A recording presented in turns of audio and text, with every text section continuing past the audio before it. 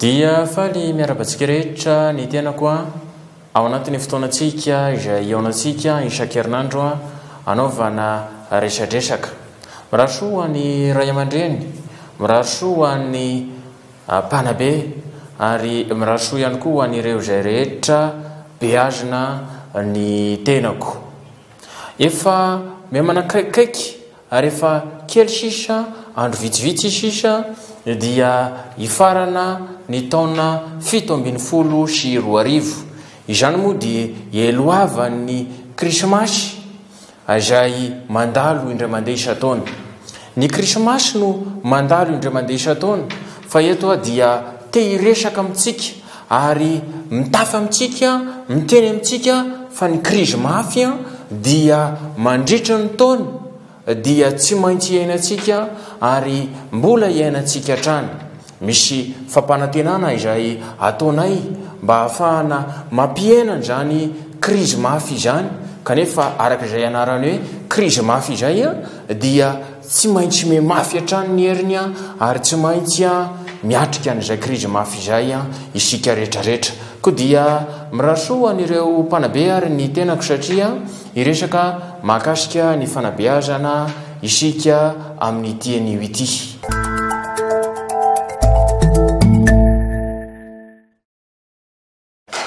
Resaka fanabeazana moa isika dia milaza aminareo ihany koa aho ny amin'ny zavatra tsy mendrika izay nataonareo mpanao gazety. Ny ministry ny serasera izay efa nampianatra anareo sy nanabe anareo tokony arahanareo ny zavatra lazainy. Kanefa ianareo dia misy mihoatra ny fefy ary misy manao zavatra tsy mendrika. Milaza ianareo fa tsy hita ny andefomandroko. Iza milaza aminareo fa tsy hita ny andefomandroko. Profon'izany dia lazainareo fa raha ninjara kit scolaire izay dia natao tamin'ny anaranay mivady. Raha nanome kit scolaire izay dia nilazana tamin'ny fomba ofisialy fa amin'ny anaranay mivady. Nefa gaga ny mpanao gazety fa rehefa tonga dia tsy teo ny vadiko fa dia zarery ny teo. Nisy ihany koa ireo asa sosialy maro izay nataony andefomandroko dia natao amin'ny anaran'ny vadiko nefa izy tsy mba makeny. Za milaza aminareo fa tsy azonareo irairaina ny tsy fahitana ny andefomandroko. Raha ohatra ka tsy eo tokoa izy dia tokony ametra-panontanianareo hoe nahoana rehefa mandeha any ampitan-dranomasina tahaka ny diako tany Tokyo, tahaka ny diako tany à la France, dia tokony anontany ianareo hoe nahoana mipoitra izy rehefa any ampitan-dranomasina, fa nahoana ny andefomandroko rehefa eto Madagasikara dia tsy hita popoka. Noho izany tokony arahanareo ny fanabeazana izay omeny ministry ny serasera hoe tsy mahazo ianareo miresaka zavatra tsy mety ataon'ny andefomandroko, fa rehefa milaza ianareo rehefa miteny ianareo dia izay zavatra tsara, izay zavatra soa zay ny tokony ho resahanareo.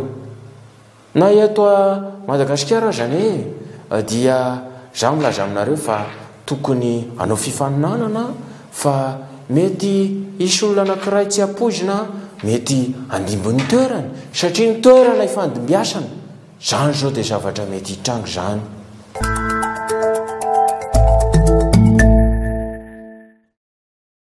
Raha misy zavatra azo tokanana any aminareo any dia atsovy izahay hitokana azy, fa tena ho avy izahay hitokana n'izany foto-drafitrasa izany ary voniny izahay ny anatanteraka n'izany fitokanana izay misy any aminareo izany.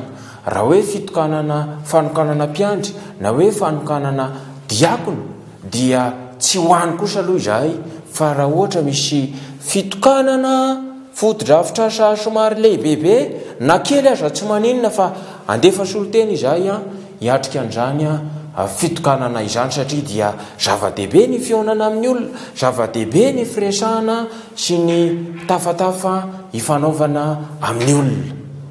Tamin'ny fitokanana ny fiantsonana ny fiarakodia ery Ndotam-pianaka zao dia nisy zavatra nampime ihany tamin'ny dia izay nataonay tao anaty taxi be izay lazaiko aminareo moa izy ity. satria ny zavatra nampomea dia tsy nitaky sarandalana ilay receveur tsy nampandoavin'ny fray zahay raha nandeha avy eny Anosidrato nakerian-dotam-penaka niatrika izany fitokanana izany mandeha botsy zany izahay amin'izao fotoana izao ary efa zatra n'izany koa moa izahay na mandeha makaiza na ny vadinay na ny zanakay andeha ho aiza dia mandeha botsy zany ny fiainanay amin'izao fotoana izao ary afaka kelikely dia mbola ho izany satria manangona izahay ary za mampirisika aminareo ao anatin'izay hoe fanabeazana anangona izay mahaiza manangona fa mandalo isika neto dia mandalo amin'ny zavatra rehetrarehetra mahaiza manao tahiry fa zava-dehibe ny tahiry.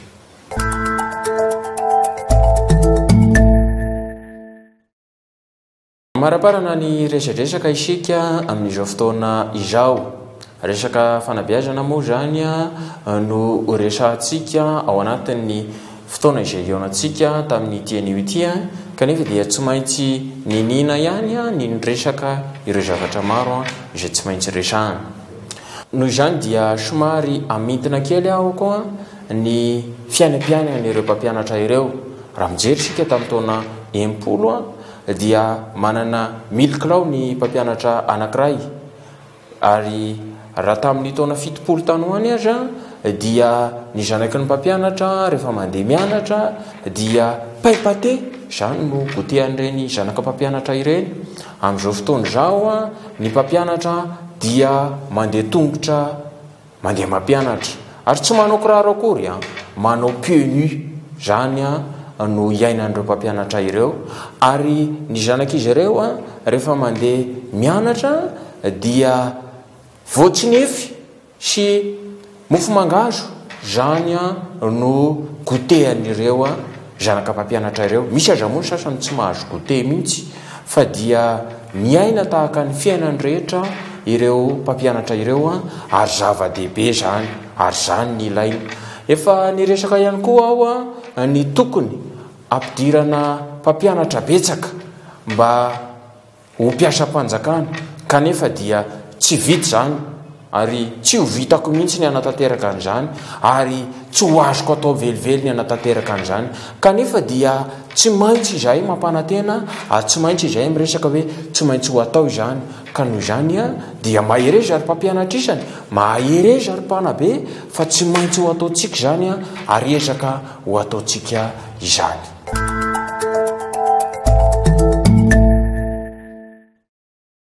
Izay indray ara ny resadresaka ny fanaovana tamintsika tamin'ity anio ity ka mametraka ny veloma ho amin'ny fotoanantsika manaraka indray.